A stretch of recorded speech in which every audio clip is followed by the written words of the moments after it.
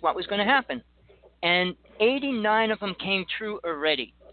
And I'm not even sure if more of them came true within the past couple of years because I didn't follow up on Billy Myers over the past couple of years. But in the interim, everything he said about what we were going to find, what star systems we were going to find, everything he said came true. So I don't think there was another psychic on this planet that was as close or as exact as he was. So when the Pleiadians, like I said, they're us from the future. So obviously they can tell them what's happening. They don't want us to destroy the present. If we destroy the present, we destroy the future. Then they wouldn't exist. So obviously they're here to help us, not to change it, because we did get to where they are. So it's just making sure we don't screw up along the line. Now, when I became friends with Al Bielek, he also said they killed somebody when they went back in time. And then he was offered $4 million to go back to repair that. So in that interim, we change history again. And that causes a ripple in the whole wave of life. I mean, killing one family off can change billions of families being born in the next 10 trillion years, whatever.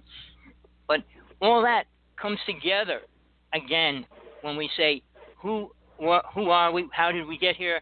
When we say we came and we were brought here, we were brought here as humans. We weren't brought here as creatures, and then an alien and the Anunnaki rearranged us and converted us into slaves and murderers and stuff.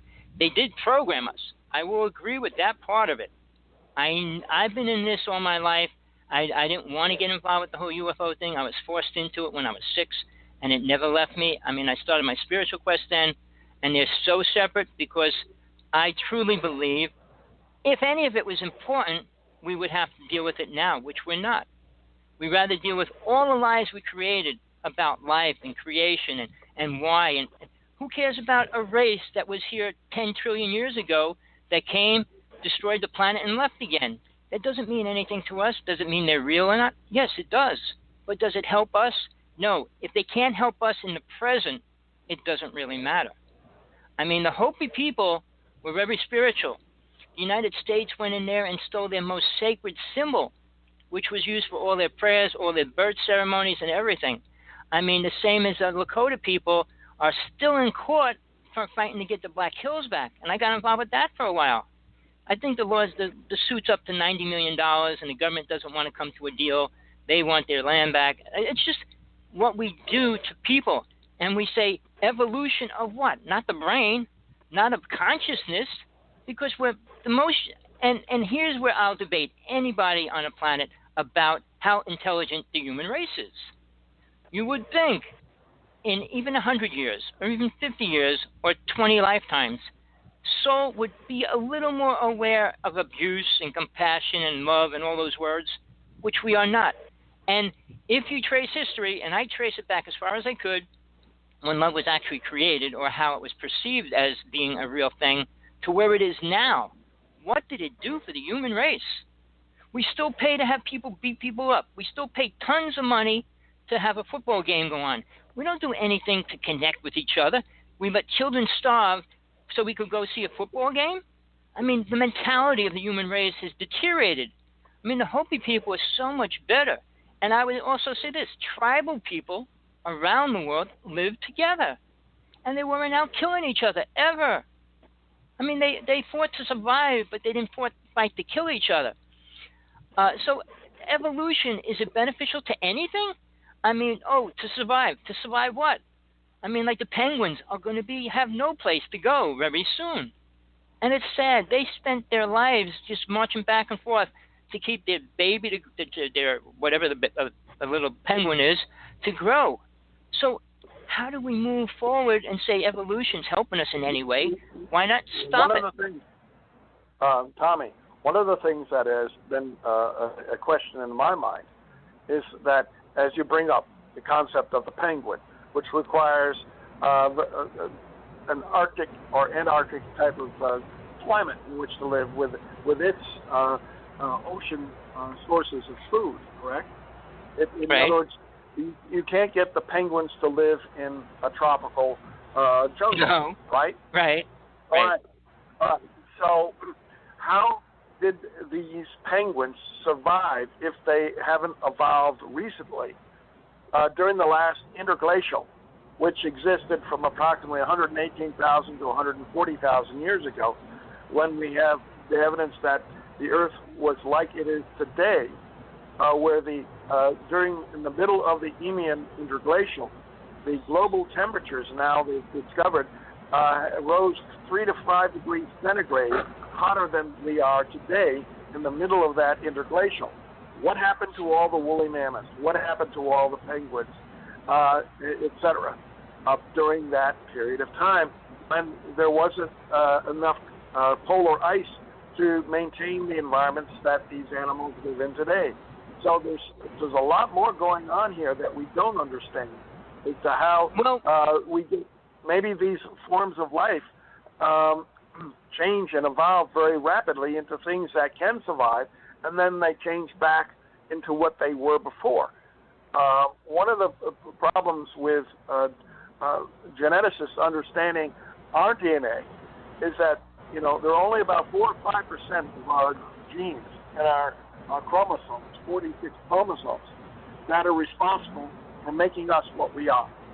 All the rest, they term junk DNA, which is really not junk, right. but it's archived DNA. It's old characteristics, old genes that have been turned off that can be turned on again under the right circumstances, and thus that animal or plant can morph into something that it needs to in order to exist, and then later on morph back into what it was before. So we have an archive within each of our bodies of characteristics that are not just junk. They are there for our survival ultimately. But how does a penguin survive an interglacial? We're in the middle of our interglacial, and we still have enough ice at the poles that these penguins can live and survive. Well, did that situation exist back during the last Eemian? Well, here's the thing. Now, on that, I've experienced it from different levels. Now, soul, spirit, and God, however people want to perceive that, are aware of everything that's going on completely.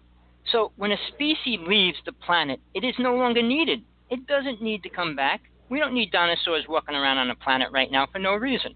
We don't need the mammoth. I mean, even the buffalo we don't need buffalo. We got cows. So the creatures that were here are no longer needed. Lions are going to die out. All these other creatures that they're killing, even the elephants being slaughtered to extinction. If they destroy the whales and the dolphins on the planet, the world will crash. They create vibration for the planet itself, and people don't even have that awareness yet. But the government knows it, and I can tell you that for a fact, too, as well. They're totally out there destroying the dolphins and whales because they don't want them to survive. They know they're creating a certain energy. I'm not going to go into that. Maybe that will be some other show. But right now, the creatures that are leaving are not needed. We don't need. And now, 2 countries already decided they could create meat without using animals. They can grow meat in a petri dish. And it's supposed to be released within a year. So maybe at that point, we don't need animals anymore. So the idea that we need, or this creature feels like it has to come back. No, we don't need a roach on this planet at all. We don't need those things anymore. When they were alive here by themselves, they needed themselves. But if they come back, we'll just get a better bug spray to kill them and to destroy them. So life... who are we, Tommy, to decide who lives and dies on this planet? Before humans created civilizations on this planet, and we don't know really how far back in time that we have to go before that all began. It could be 50,000 years, could be 100,000, could be 1,000,000 years. But at some point in the past, we know that human civilization did not exist on this planet. Who are we to say that all of those animals and plants that existed on planet Earth at that time didn't have a right to exist? I don't think when so. They were I here, don't think we can make that decision. When they were here, Spirit allowed them to be here, period. When we were brought to this planet, the God I call him a God, but he was a deity that brought the human race to this planet. He brought 9 races to planet Earth, and it was allowed. 5 of those races left, and they all became gods into different religions because they were powerful. We all had psychic abilities. We have psychic abilities within all of us, but nobody can touch them because they're not aware or how to use them. If we were, we'd have to be aware of God, because when you get energy and you become powerful, you become the most biggest threat to the planet. And if anybody on this planet was 100% psychic in any way, they could destroy the whole planet or take the whole planet over. So Spirit knew all that. It made sure that that can happen, and it doesn't. So when we say, well, who has the right? Well, when a lion's coming in your house and eating your child, you try to stop it. So self-defense is one thing, but when we decide to go to another country and kill people, that's something totally different. But again, that's why 10 laws were given to this planet to survive and be in a balanced state. And we can't even follow that. I'm not saying Moses created them, because he didn't. But those 10 laws that were in the 10 Commandments had nothing to do with hurting anybody, destroying anything, or taking anything away from anything. So mankind creates religion, creates theories after theories, and that's why I'm going to do a series about conspiracy theories every week now, is because people want to believe a theory, and the only difference between a conspiracy theory and a theory is more people accept the theory rather than the conspiracy theory. I'm not saying the conspiracy theories are wrong, but they're not accepted, so that's why they call it the conspiracy, to take your attention off the real theory. I mean, if we say the story we evolved from an ape is one ridiculous theory, which it is, the same as people still believe the flat earth is true, it's still a theory to them. So we have to be realistic. Why does this all happen? Not because nature said so. Nature doesn't exist in the dimensional realms, not the way we perceive it. And until man understands the aspect of soul, it's never going to understand the aspect of man. Because the body and all these bodies these creatures take are only one slight step in their future awareness in themselves as an entity form. I mean, a cell is a cell. There's static awareness, and then there's real awareness, means soul awareness. And it's so different. A plant's not aware of God. It's aware of food, water, moisture, things like that. So there's a level of awareness that has to change worldwide for us to move forward, which isn't happening. And sadly, we're moving backwards. When everybody says they're God, we are in trouble. To say that, okay, we do decide what's happened, because we're going to be spending all our money to go to Mars and to the moon, because only a few people are going to get to go there. And if people allow that, they're just as ignorant, because that money could save the planet. The bombs that they're building could save the planet. They don't care. Let's fracture. Look what they did to Hawaii in the past 4 years. It's a disaster. What's happening to these other countries today, yesterday, in the past 2 weeks? These earthquakes. There's earthquake wars going on right now. I've been watching it for the past year. Russia's been getting super amounts of earthquakes, the same as Alaska has. Sure, the Earth's going to change because we have a major earthquake. It shifts the planet. The more the planet shifts, the more everything else is going to be affected. So it's evolution's one little thing that plays a role in our past. Is it helping us in the present in any way?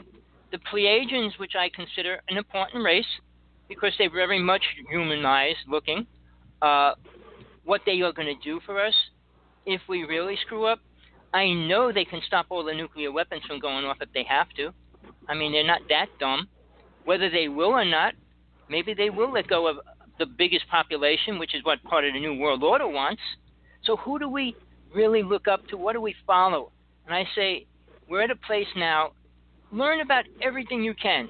Try to figure out how the human race really got here in your own belief, in your own way, what you can perceive and make it reality in this world. If whatever you believe your truth is, and you can't prove it to yourself in this world, is useless, in my viewpoint, because knowing that 6 billion years ago, when supposedly the chimpanzee split from the human, the human conscious being and split, what's it mean? We came from a monkey, their brain went stupid, and our brain got bigger and stupid. So it doesn't mean anything. We don't have as much hair. How much changed between those two creatures? Very little. And here's something that people don't know. A monkey can only speak 50 words. A dolphin can speak 150 words, and they understand the language. So there's such an incredible